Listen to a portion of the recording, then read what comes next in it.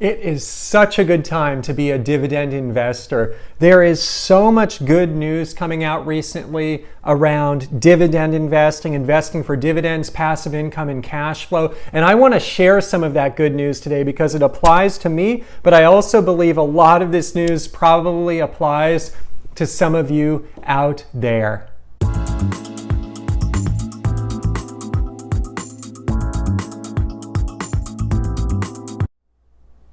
So I want to share 3 pieces of information today, new pieces of news that pertain to popular companies that many dividend investors own. And this is news actually that bubbled up through the community. I am so grateful, so blessed to have a community here of 14,000 dividend investors strong. Thank you for all your support, everyone, and please do not forget to subscribe if you have not already. So news item number 1. I am loving it. I'm going to start off with McDonald's today. This is my number 3 favorite stock of all time. I'll link in the description below. That is a large core position for me, one that I have been buying forever. And in fact, I actually have been buying a few more shares here in 2018. The company is very fairly valued. It is not a bargain by any means of the imagination. That being said, I like to buy more because I'm just trying to build my core position in McDonald's, and at a certain point I've just got to buy because I want this position to be even larger within my portfolio because I like it so much. Anyways, what McDonald's just did, they announced a 15% dividend increase. I am so excited about this. They raised the dividend from $1.01 per quarter to $1.16 per quarter, 15% dividend increase. Now, to put this into perspective, think about your job. If you are not yet living off of passive income, you work a job. When is the last time that you experienced a 15% increase in your salary in terms of your annual performance review and your boss says, hey, you're doing great, we're going to increase your salary by 15%. I've actually experienced situations like that. I've experienced situations higher than 15%. That being said, they don't happen necessarily every year.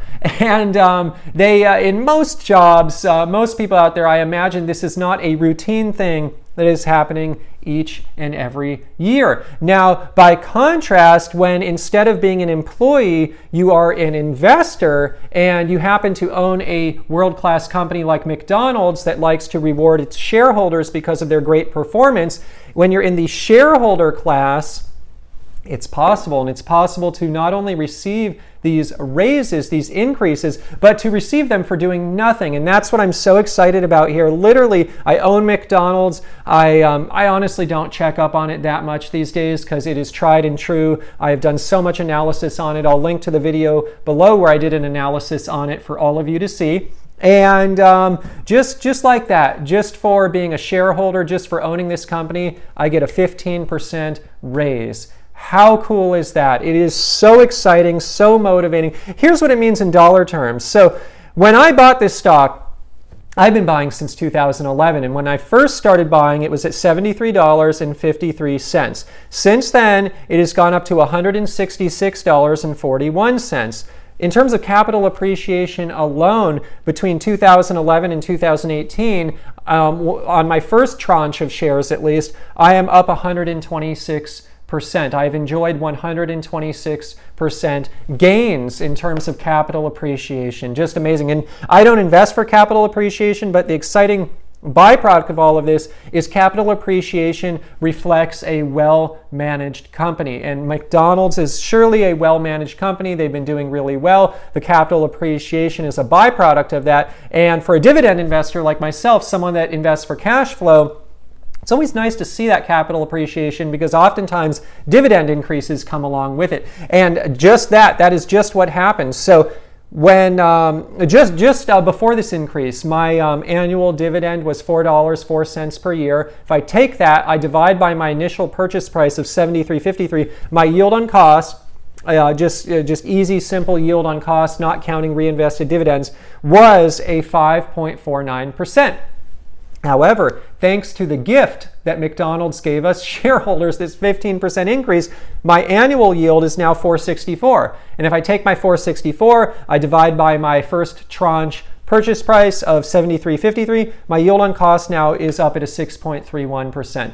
Just like that, my yield on cost, again, not even counting reinvested dividends, goes from a 5.49 to a 6.31. That is the magic of dividend growth investing. That's why I love dividend growth investing. Before I know it, my yield on cost here on McDonald's is going to be over 7%. Maybe it won't happen in the next increase, but certainly after the next 2 increases, I expect my yield on cost to be upwards of 7%. And the reason I'm sharing these yield on cost is, one, I invest for dividends and cash flow. And I will probably do a completely separate video on this, but people start thinking, and they ask me these questions. Hey, Ian, I want to live off of dividends. That's cool, but I don't have all this money to put into stocks. If I look at the amount of money I need to have invested to live off in terms of passive income, it's really intimidating. And oftentimes that is true if one wants to just invest a bunch of money and then retire tomorrow. But for someone like me who has some time on their hands, they're willing to invest and wait, the beauty here is, yeah, I can invest in McDonald's right now and get a starting yield in the mid-2s, 2% range. However, because I started back in 2011, I don't have to invest as much money as someone just starting today. I actually am experiencing a 6.31% yield on cost, whereas the yield for even the shares I'm buying right now in 2018 are in the mid-2s. And so this is the power of dividend growth investing. This is why it's important to, in my opinion, get started and stick with it, because oftentimes the amount of money one actually needs to put in the market, it's nowhere near the amount of portfolio value that someone will accumulate before they actually start living off of passive income. And so if one's goal is not to retire tomorrow, but to invest for a good 10, 15, maybe 20 years before retirement, it's all of these gains compounding that happens over time that makes it that much easier. And the yield on cost, in my opinion, is one simple way to look at it, one way I really enjoy looking at it across my own personal stock portfolio. So one thing about McDonald's here, just a quick valuation check. The analyst consensus estimates for this year, they're going to be earning $7.67 per share. If I take the share price of 166.41, I divide by 767, I get a forward PE of 21.69. That is a very fair PE. This is not on sale. This is not a value stock right now, but I am sharing this because honestly, this stock, it doesn't go on sale that much. Surely I have attempted over the years to buy it on sale, but I'm dabbling. I'm buying a few more shares here in 2018. Nothing crazy, not too much, but realizing that I just want to bring this stock even bigger in my portfolio at a fair valuation. Now, in terms of a payout ratio, if I take the dividend that they're paying of $4.64, I divide by the analyst estimate of $7.67, the payout ratio stands at about 60%. That's a fair payout ratio for a company like this. I don't want to see it getting too much higher. I don't want to see it getting up certainly past 70%, but I think it's 60%. That's a fair payout ratio. It leaves a lot of their earnings left over to reinvest in the business, to have cash, to manage their business, to grow their business. And so that's a good thing. So anyways, that is good news number one. I know a lot of you out there have been thinking about buying McDonald's, have been maybe you own McDonald's. It's amazing. Now that I own 38 dividend stocks, these pieces of good news, oftentimes I don't even know when they happen. Oftentimes it just bubbles up through the community here, and that's why I love this channel so much. But there are so many pieces of good news that come our way as dividend investors, especially when we choose our stocks wisely for our stock portfolio. And one more point on McDonald's. When I first started buying this thing, you know, my dividend yield, I don't know what my starting dividend yield was, but it certainly was not at a 6.31% yield on cost. It was low. And when you first start buying these dividend stocks and they start raising the dividends, it's honestly not that exciting in the early years. It's one of these things that just takes time because it's like, okay, my yield on cost was a mid-2s and now it's gone up to high 2s. You know, it's still kind of low in the scheme of things. But the the perspective that I want to offer you guys out there, because I've been doing this for a long, long time, is the compounding. It really takes hold. It takes hold when one holds these stocks for a long time. And the beauty of my example, it doesn't even include the reinvested dividends here. I'm just doing a straight yield on cost on the first tranche that I bought of McDonald's back in 2011. But when one reinvests dividends, one's in it for a long time, and these gains start accumulating.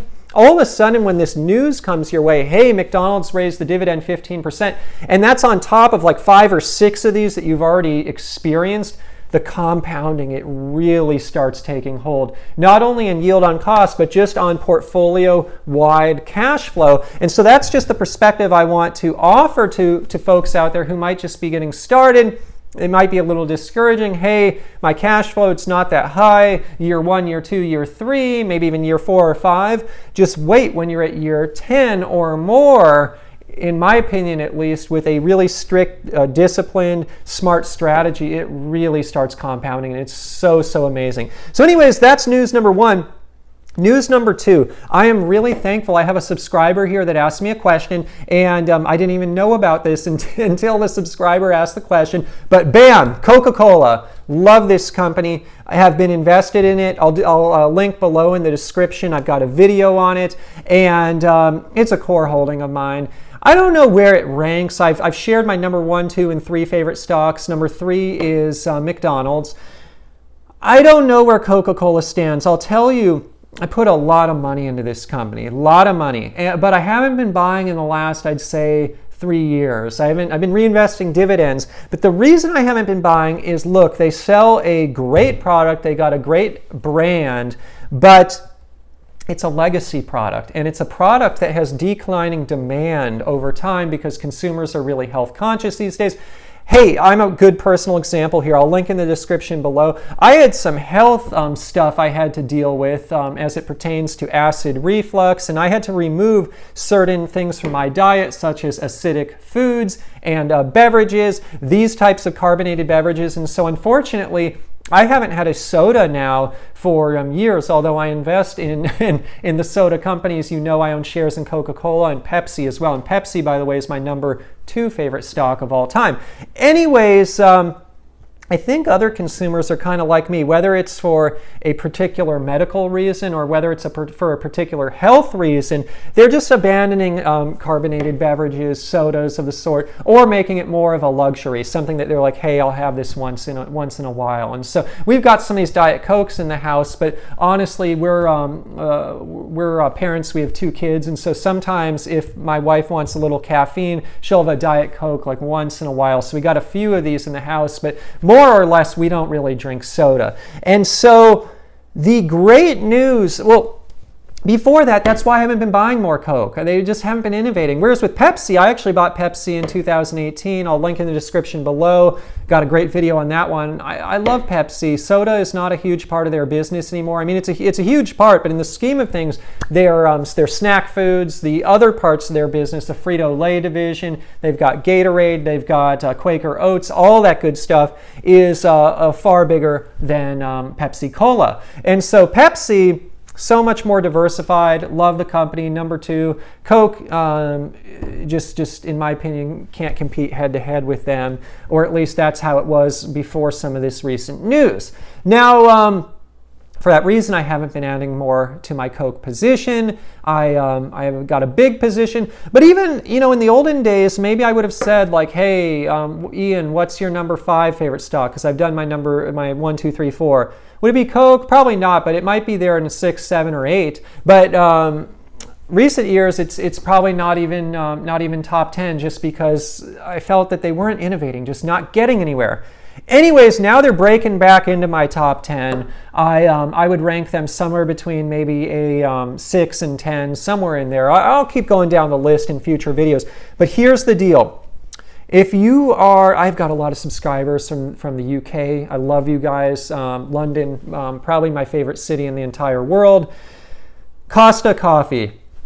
This is the number 1 coffee shop in the UK. They have a stronghold, a real stronghold in Europe, in Asia Pacific, in the Middle East, and in Africa. I like this because Africa is actually just a tremendous growth driver these days. And so they've got that global presence. If you've been watching my channel, you know that I like to diversify globally. Anyways, Costa Coffee, Coca-Cola is in talks to purchase them, and they're in talks to purchase them from Whitbread PLC for $5.1 billion. It's funny, I was looking at Whitbread a few years ago.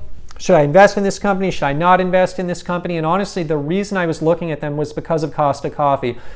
They do a lot of other stuff, and so that's why I didn't buy them, because I really wanted kind of more of a pure play way into Costa Coffee. Anyways, it's finally happening for me. You guys know I love coffee. Starbucks, one of my favorite holdings. I'll link in the description below. Done a few videos on that. If I had my choice, though, like let's just say I walk downtown, I've got a Starbucks and then a Costa. Which one would I pick? It would probably be Costa Coffee. I love these guys. Anyways, my wife and I, by the way, we visited Europe a few years ago. We went to London. Boy, I love this city. I can't wait to go back. But anyways, we spent some time at Costa Coffee. We really got to know that company, know what they're all about, and boy, is that a well-managed company, great company. Anyways, if this acquisition goes through, it will completely renew my faith in these guys and perhaps entice me to invest more money, because we know soda, carbonated beverages, it's a challenged category, but as they span into more categories, they span into well, we know they're non-carbonated beverages already, even water for that matter, but as they expand into other beverage-related products such as coffee, and even a coffee house that has physical locations, the Starbucks, if you will, of Europe, boy, that gives me renewed faith in Coca-Cola. And they have 4,000 retail locations, and again, the main coffee shop in the UK. And look, Pepsi's been making some moves lately. Pepsi, by the way, is in talks to buy SodaStream for $3.2 billion. For me, I like the Costa Coffee idea a lot better than SodaStream, because SodaStream, yeah, it's cool and all, but that's just an extension of soda. And soda is a good category, don't get me wrong. I invest in soda. I think soda's got some legs left on it for it's gonna run. It's gonna keep running for a while, but we all know that the demand there is challenged. And SodaStream, at least, it gives Pepsi a new avenue into consumers' homes, and a lot of people use SodaStream not even for soda. They'll just carbonate water and have flavored carbonated water. Nothing wrong with that, and that is obviously a very healthy beverage in my personal opinion. But Costa Coffee. So thank you for the subscriber that brought that forth, and thank you for, quite frankly, you made my day. You really did. I didn't know about that. Like I said, I have 38 stocks. I don't track them as super closely. So some of these news, sometimes it eventually reaches me, but I never hear it the day of. If I had like 5 holdings, maybe I would know quicker. But when I've got 38, the news, sometimes it just takes a little longer. But I am so excited about Costa Coffee. Anyways, so that's a piece of news too. I know a lot of dividend investors out there own Coca-Cola. I know it's kind of that household brand, that iconic brand. I own Coca-Cola, so I wanted to spread some of this good news out there. And look, if you don't own Coca-Cola, the point here is this kind of news: when you choose dividend stocks wisely, you invest for cash flow, you invest for the long term, for value, the news starts coming. And when this kind of news comes, when I purchased my Coca-Cola first shares back in 2011, and now it's 2018, it's just the compounding of good news. And this good news couldn't come at a better time. Anyway, some stats actually. Coca-Cola pays a dividend of 39 cents per quarter, or $1.56 per year. My purchase price originally of Coca-Cola was is $62.37. That's tranche number 1. However, they split. They did a 2-for-1 split. So if I divide that in half, my cost basis is a 31.185. If I take the 1.56, the dividend per year, I divide by my purchase price, 31.185, tranche number 1, I get a yield on cost of 5%. Not that great. And here's the deal.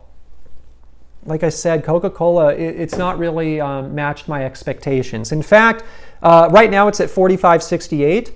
I'm only up in terms of capital appreciation 46% over all these years. 46%, and that's on tranche one. I bought tranches much higher than that. And so the point here is, by comparison, I just shared my McDonald's example. I'm way up 126%. Coca-Cola only up 46%. Look, I don't invest for capital appreciation, but capital appreciation, it's a reflection of a company doing well. And McDonald's, I would say, is probably doing a bit better than these guys over the last decade.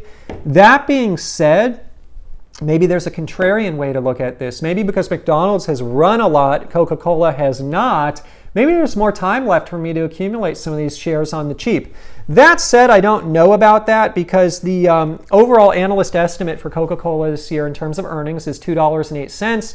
If I take the current share price of the 45.68, I divide by that, I get a PE ratio of 21.96. PE more or less is in line with McDonald's. I believe McDonald's is probably a quicker growing company. Therefore, I think Coca-Cola is probably at a richer valuation, maybe because of its iconic brand. Like I said, I don't think any of these are of value right now, but surely there is good news coming one's way, coming the way of the dividend investors.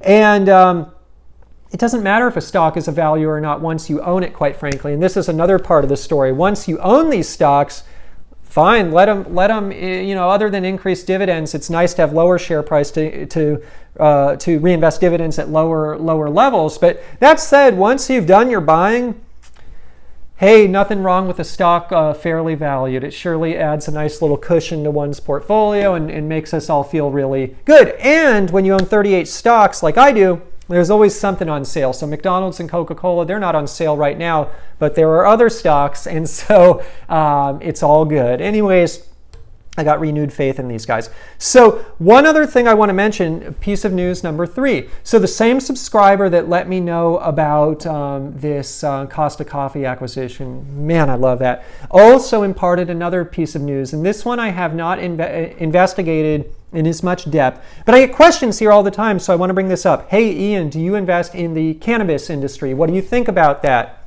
How do you want to play that particular industry? Well, as of now, I don't own any pure play cannabis stocks. And a lot of these cannabis companies, they're really small. Some of them are publicly traded, but they're very volatile. And the ones I've looked at least don't pay a dividend. And so they don't fit my investing persona. I invest for dividends and cash flow. And so sometimes I think I don't want to not participate in that industry, because I think that's going to be a growing industry. I think it's going to be very fruitful for investors over the long term. Good news number 3 today, it's another one with Coca-Cola. And the news goes like this. I read some reports, thanks to my subscriber who brought this to my attention, that, hey, Coca-Cola may be looking to get into the cannabis market, and they're looking at how can they infuse drinks with cannabis. Again, kind of like the Costa Coffee example, they're looking, finally, it took these guys long enough, my goodness, but they're finally looking at creative ways to grow the business. At least, and maybe they were all along, but they just never made it to the public. But I really take this as a step in the right direction. There are many pundits out there that believe there are health benefits to cannabis, and so offering cannabis through a beverage format like Coca-Cola, I mean, this is probably something that will not happen overnight. And maybe it won't even be through the Coke brand. Maybe it will be through another drink that they manufacture, that they sell, that's under their umbrella. Who knows if it'll be branded Coke or not? I don't know. But if that does ever come to market, I think that would be really wonderful for the company. And it's a way for dividend investors like myself who don't want to take on huge amount of risk. And don't get me wrong, I invest in angel companies, startups. I do that with 10% or less of my portfolio. It's not something I actually am actively trying to grow at this point. I've got a few investments. They're mainly with people that, or they're all with people that I know and believe in. And so they're more investments in people than anything else. But those are very risky investments, very, very risky. And so there's a time and place to take on some risk. By the way, I didn't do a lot of those until my portfolio got to bigger sizes and could sustain the risk. And so I certainly wouldn't have done those types of investments if I were just starting out. Anyways, I don't have the appetite right now, quite frankly, to add more like kind of risky stocks to my portfolio or anything that doesn't really fall into my dividend strategy. And for that reason, I want to play the cannabis market, and I'm hoping I can do it through Coca-Cola. And if not that, you guys know I own some sin stocks. Maybe through one or two of those, they'll enter the market, although it sounds like some recent reports that at least one of the big players is not going to be entering that market, which is interesting, but perhaps it's going to be through Coca-Cola. And so that's good news. Number 3 today, I would say that's longer term. Who knows when that will come to fruition, but pieces of news 1 and 2, those are short term. McDonald's, bam, it already happened. They raised that dividend. And then Costa Coffee, as long as this deal doesn't get shut down somehow, it's going to happen. And I am just so thankful. On that alone, I feel so much better about my holdings in Coca-Cola. So what do you guys think? Do you own dividend stocks? Please share in the comments below. We have a thriving community here. What pieces of information have been motivating for you recently? Have there been good pieces of news coming from holdings that you own or ones that you watch closely? Let's share it with the community, because I bet you there's other people out there like me that they don't see everything. They don't look at it as closely as others, or maybe they just own so many stocks that they don't look at them all. They don't pick up every little piece of information. I think it'd be really helpful in the comments below if we can just have a discussion here. Hey, what's going on with our dividend stocks right now? What great news is coming our way? Because it's always good news, in my opinion, to be a dividend investor. Thank you for watching the video today. If you enjoyed the video, you want to support this channel, I invite you to please subscribe, like, comment. All of that means the world to me. It's the greatest way that you can thank me for producing these videos here on YouTube. And before I leave today, in terms of full disclosure, I own stock in the companies mentioned today. I am long. I own stock in McDonald's, ticker symbol MCD, Coca-Cola, ticker symbol KO, Starbucks, ticker symbol SBUX, and PepsiCo, ticker symbol PEP. I own those in my personal stock portfolio. In terms of a disclaimer today, friendly disclaimer, I am not a licensed investment advisor. Today's video is not investment advice. It is just for your fun and entertainment. If you're going to go out and invest in the stock market or anywhere else, please consult a licensed financial advisor first. Literally just sharing my journey here on YouTube for fun and entertainment.